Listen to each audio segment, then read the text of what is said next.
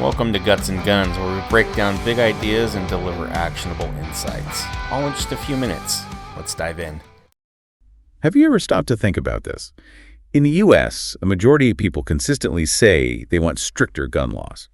But at the same time, gun ownership, it's actually going up. It really is. It's a striking dynamic, almost counterintuitive, isn't it? Yeah, and it really sets the stage for what we're digging into today. Absolutely. This isn't, a simple pro-gun versus anti-gun thing. Our deep dive today is all about peeling back those complex layers. We're going to explore the nuanced and often contradictory landscape of gun control and ownership right now in early 2025. That's right. We're drawing on a whole collection of recent polls and analyses stuff from late 2024, early 2025. Yeah. Think Gallup, Pew Research, Quinnipiac, PPIC out in California, plus a detailed look at California's laws specifically. And our goal really is to cut through the noise. We want to help you understand what's driving this deeply entrenched national issue. Exactly. We'll pull out the key insights, look at some, frankly, surprising facts, and give you a shortcut to being well-informed. We'll hit the broad national trends, dive into specific policy debates, and then zoom in on California as a really compelling case study. Okay, let's unpack this. So starting with the national picture, public opinion, despite all the back and forth, one thing holds pretty steady. A majority of Americans still say they favor stricter gun laws. Right, like the numbers you mentioned. Gallup in 2024 had it at 56%, pretty stable. And Pew Research, also 2024, showed 58%. Exactly, but here's where it gets more interesting. There's nuance within that support. How so? Well, while a majority says stricter laws, the intensity behind that feeling, that seems to have dipped a bit over recent years. Okay. And crucially, stricter laws isn't one single idea everyone agrees on. It doesn't automatically mean people endorse every possible stringent measure. So people might want some stricter laws, but maybe not. Yeah. Maybe not all of them. Precisely. It suggests the public is maybe more discerning than that top-line number implies. When you drill down into specific proposals, you find areas where there's, massive agreement, often bipartisan too. Like what? Universal background checks for all gun buyers. That gets near unanimous support, like 92% in a recent Quinnipiac poll. Wow, 92%. That's huge. It is. And raising the minimum age to buy a gun to 21, also broad support. 79% overall in a Pew poll from 2023. That includes, get this, 69% of Republicans and 90% of Democrats. Okay, so real common ground there. Yep. And preventing people with mental illness from buying guns. Almost universal support. 88% according to Pew in 2024. And that's 88% of Republicans and 89% of Democrats. Pretty much everyone agrees on that one. So on certain things, very little argument, but then you hit the policies where things get tricky, right? Support drops or divides sharply. Exactly. Take the proposed ban on what are often called assault weapons, basically semi-automatic guns designed for rapid fire. Support for banning those has actually fallen. Gallup's 2024 data put it at 52%. That's down from 61% back in 2019. Okay, a noticeable drop. And Quinnipiac recently found it at 50% support. That's the lowest they've seen since February 2013. Huh. Why the decline, do you think? Is it the partisan split? That's definitely a huge factor. Pew's 2024 data shows it starkly. 85% of Democrats favor a ban, but a majority of Republicans, 57%, actually oppose it. Wow, that's a big gap. It is. And look at a ban on handguns. Support for that is really low. Only 20% in Gallup's 2024 poll, which is near a record low. Just 20%. Yeah. And interestingly, support for a handgun ban among Democrats actually fell quite a bit since 2023, down 16 points to 33%. Republican support is tiny, like 6%. So it suggests people are really differentiating between types of firearms when they think about bans. Like, stricter laws doesn't automatically mean banning common guns for many people. That seems to be the case. Now, red flag laws allowing temporary removal of guns from people deemed dangerous, those still have strong support, 83% in that Quinnipiac poll. Okay, so that's still popular. But what about arming teachers? Yeah. That one shows a sharp partisan divide. You've got 74% of Republicans supporting it, but only 27% of Democrats. Huge difference. Overall, 55% of adults oppose it. But, and this is key, a clear majority of gun owners, 66%, actually support allowing teachers to carry guns. It really paints a complex picture, doesn't it? Different groups weighing safety and rights very differently. It absolutely does, and it ties into overall satisfaction. Gallup's 2025 data showed 37% are satisfied with current gun laws. That's actually up slightly from 31% in 2024. This still means a majority, 58%, are dissatisfied. Right. But here's the kicker. Among those dissatisfied people, the share who specifically wants stricter laws actually dropped. It went from 46% in 2024 down to 40% in 2025. Huh. That's a striking shift. What do you make of that dip? Does it mean people are suddenly less concerned? Not necessarily a fundamental shift in concern, I think. It's probably more complex. It doesn't seem to be a big surge in, pro-gun rights sentiment. So maybe moderation or just weariness. Could be. Perhaps a bit of fatigue with the whole debate, years of gridlock. Maybe some people are just disengaging a bit or focusing elsewhere. Which might lessen the perceived urgency for reforms. Possibly. Or it could also subtly reflect, the current federal administration's pro-Second Amendment stance, making some people feel the current laws are okay-ish or at least stable for now. And this complexity, Yeah. it just deepens when you look at gun ownership trends, right? What's happening there? Yeah, this is where the real paradox comes in. Gallup's 2024 data, it shows an increase in gun ownership. An increase. Yep. 48% of Americans reported a gun in their home. That's up from 42% in 2023. And personal gun ownership, people saying they own a gun, that rose too, from 30% to 34%. Okay, wait. So more people are buying guns, while that majority support for stricter laws is holding steady. Exactly. That's the paradox. So what does that tell us? That whole pro-gun versus anti-gun framing feels inadequate. It really does. It's too simplistic. People might be buying guns for personal safety, and the data backs that up. 72% of gun owners cite protection as a major reason. And they feel safer with a gun at home. 81% say they do, yes. But, and this is the key part, they might also believe that some regulations are needed, maybe for other people, maybe for specific types of firearms they don't own or want. So it's not an either-or. You can own a gun for safety and still support background checks, for example. Precisely. The debate isn't a simple dichotomy. And this divide, this difference in perspective, it gets even starker when you look at party lines or where people live. Like Republicans versus Democrats. Huge difference. 81% of Republicans say gun ownership increases safety. But 74% of Democrats, they say it reduces safety. Wow, polar opposites. And rural versus urban. Similar split. 64% of rural residents say guns increase safety, while 57% of urban residents say they reduce safety. These are fundamentally different starting points. That's a powerful point.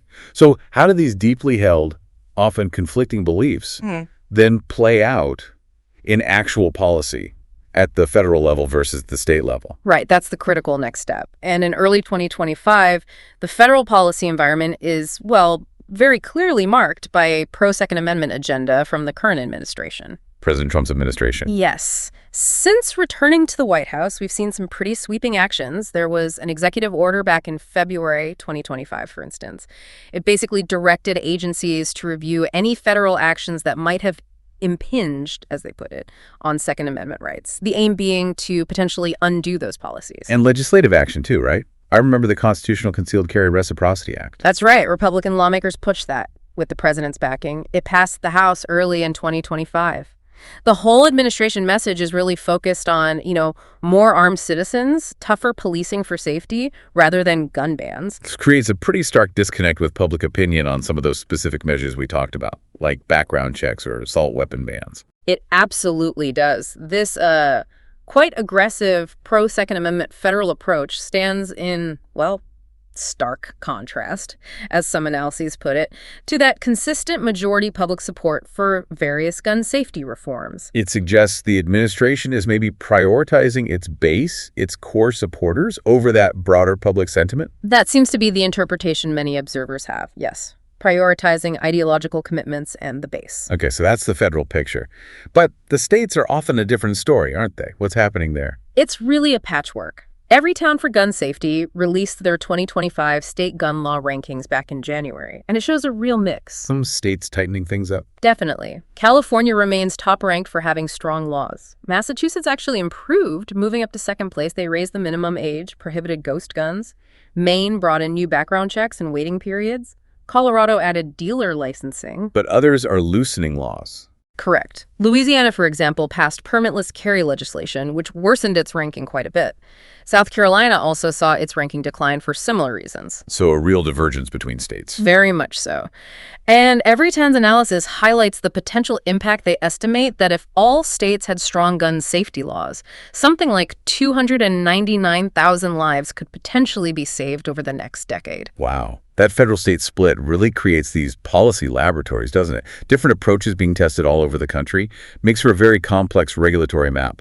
It certainly does. And we have to remember the backdrop to all this. It's grim. The latest full-year data we have is for 2023, reflected in the 2025 reports. The number of gun deaths. Yeah, 46,278 total gun deaths in 2023. That's the third highest number ever recorded. And tragically, gun suicides hit a peak that year, 27,300 deaths. Just underscores the human cost behind all these policy debates and statistics. It really does. Which I think leads us nicely into taking a closer look at California. It's such a compelling case study in all this.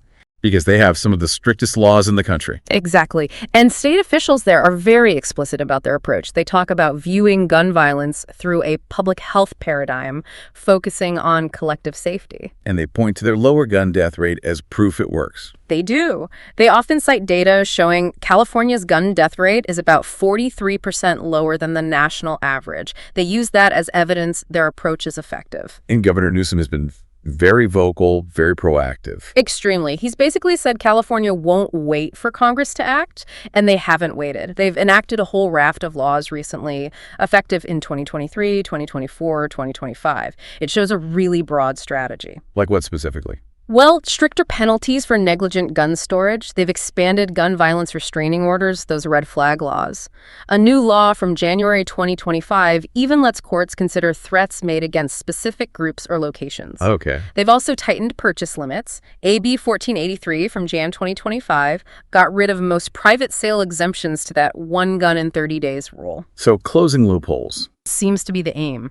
They've also beefed up safety education requirements for the firearm safety certificate test, mandated new acknowledgments during purchase.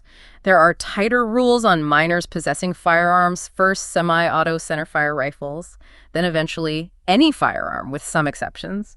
New rules for dealers, rules about guns on state property. And cracking down on prohibited persons. Yes, enhanced enforcement there too. Things like a 10-year ban for certain child or elder abuse convictions and making sure the DOJ gets notified if someone prohibited tries to buy a gun. It's comprehensive. It really sounds like it. But here's where it gets really interesting, right? The legal challenges, especially after that big Supreme Court ruling, Bruin, in 2022. Exactly. The Bruin decision completely changed the game for Second Amendment challenges. It threw out the old balancing tests courts used and replaced it with this historical tradition test. Meaning laws are only constitutional if they align with how guns were regulated back when the Second Amendment was written, or sort of in that tradition. Basically, yes. Courts now have to decide if a modern gun law is consistent with the nation's historical tradition of firearm regulation. It's proven quite complicated to apply. It's led to some really different outcomes in court, hasn't it? Fascinatingly different, yes. Let's take California's ban on large capacity magazines, or LCMs, anything holding over 10 rounds. That was challenged in a case called Duncan v. Bonta. And what happened there? Well, just recently, March 20th, 2025, the full Ninth Circuit Court of Appeals, the en banc panel, they actually affirmed the constitutionality of California's ban. They upheld it. They upheld it. Based on that historical test. How? Their reasoning was sort of two-pronged. First, they argued the actual text of the Second Amendment doesn't cover LCMs at all. But even if it did, they said the ban is consistent with historical traditions of prohibiting especially dangerous uses of weapons. Okay. But not all the judges agreed. No, there were dissents. Judge Bumate, for instance, argued strongly that the Second Amendment does protect these magazines, making the ban unconstitutional under Bruin. So division even within the court. Definitely. California's Attorney General Rob Bonta called it an important win, pointing to how often LCMs are used in mass shootings. And groups like Everytown Law noted that federal appeals courts post-Bruin have actually been pretty consistent in upholding these kinds of bans. Okay, so LCM ban upheld by the Ninth Circuit. But then you have California's assault weapons ban. And that's a different story, right, with Judge Benitez? Completely different story, same state. U.S. District Judge Roger Benitez down in San Diego, he has repeatedly ruled that California's ban on assault weapons, which has been around for 3 decades, is unconstitutional. He did it again most recently in October 2023. And his reasoning. He argues the Second Amendment applies fully to the states, and these modern semi-automatic rifles are just, the modern versions of guns that were constitutionally protected back then. He acknowledges criminals use them, but says that doesn't negate the right for law-abiding citizens. So one federal judge strikes down the assault weapons ban, while a higher federal court upholds the large-capacity magazine ban. How does that work? It highlights the core issue. The Bruin historical test is subjective, and different judges are interpreting history and the weapons themselves very differently. Which leads to this perception, maybe, that California's laws go against the Constitution. Because some judges say they do. Exactly. That perception stems directly from these conflicting rulings. Constitutionality isn't some fixed status right now. It's being actively fought out in the courts, case by case. So California's strategy has to be playing the long game, appealing rulings like Benitez's immediately. Precisely. They appeal immediately, defend the laws vigorously, knowing that it often takes higher courts, maybe even the Supreme Court eventually, to settle these things. Lower court losses are setbacks, but not necessarily the final word. And it's not just state laws being challenged by citizens or groups, right? The federal government is getting involved too. Yes, adding another layer. The U.S. Department of Justice actually launched what's called a pattern or practice investigation into the Los Angeles County Sheriff's Department.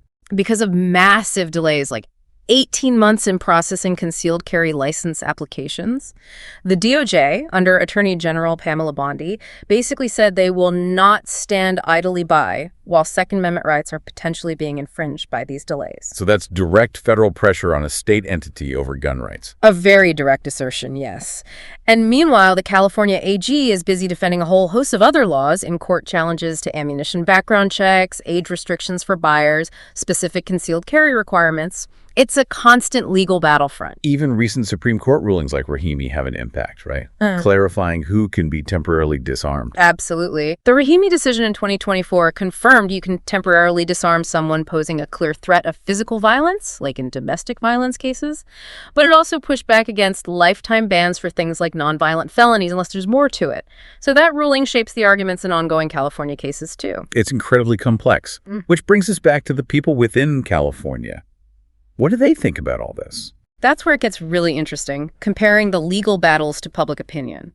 Polls from the Public Policy Institute of California, PPIC, consistently show a clear majority of Californians prioritize controlling gun ownership over protecting gun rights. A clear majority. Yeah. In 2023, it was 65% of all adults, 66% of likely voters preferred controlling ownership. And that preference has generally been trending up over the last decade. So the political direction aligns with the polls. It seems to. About 64% also think gun sale laws should be stricter. And there's strong support for a nationwide ban on assault weapons, 68% of adults, 71% of likely voters. Wow. Even among gun owners in California. Even among gun owners in California, 50% support an assault weapons ban. And almost 2/3 of all Californians say they're concerned about mass shootings. So Governor Newsom's push for stricter laws, the Democratic Party's platform there, it clearly aligns with what the majority of Californians seem to want. Absolutely. It lines up very well with the polling data and the party's stated goals, which even include talking about amending the Second Amendment. Okay, so here's the paradox then.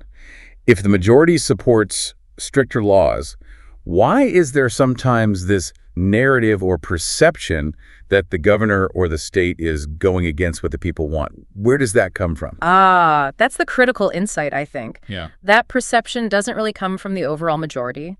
It originates from the strong, vocal, and incredibly well-organized opposition of a significant minority. Primarily gun owners and Republicans within the state. Primarily, yes. Groups like the California Rifle and Pistol Association, CRPA, the Firearms Policy Coalition, FPC, Gun Owners of California, GOC, they are highly active. How so? What do they do? Everything. Aggressive legal challenges, like the ones we discussed.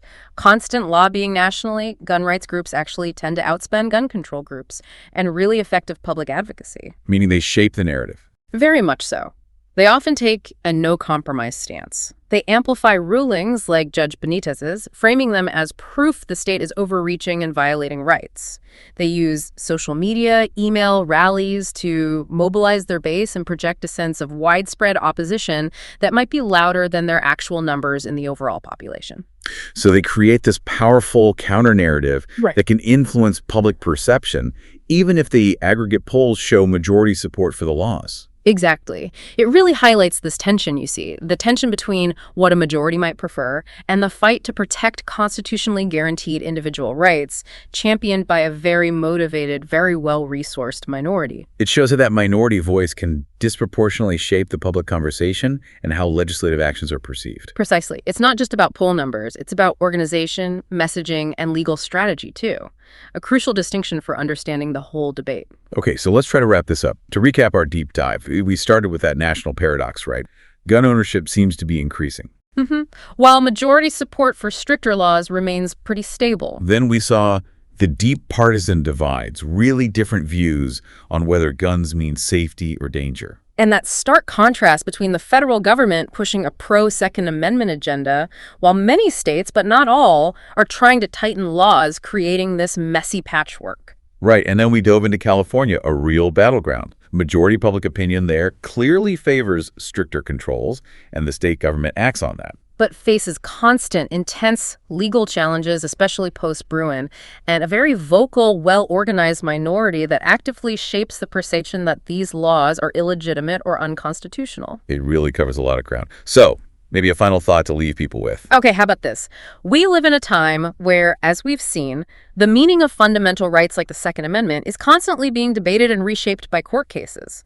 Public opinion itself is complex, sometimes contradictory. So consider this. How might all those broader societal anxieties we feel, maybe about crime rates, maybe political instability, whatever it is, how might those anxieties influence individual decisions about whether or not to own a firearm? And how might those individual decisions, in turn, feed back into and further shape the whole public debate, almost regardless of what specific policies people say they prefer in a poll? Thanks for listening. Stay curious, keep learning, and we'll see you next time.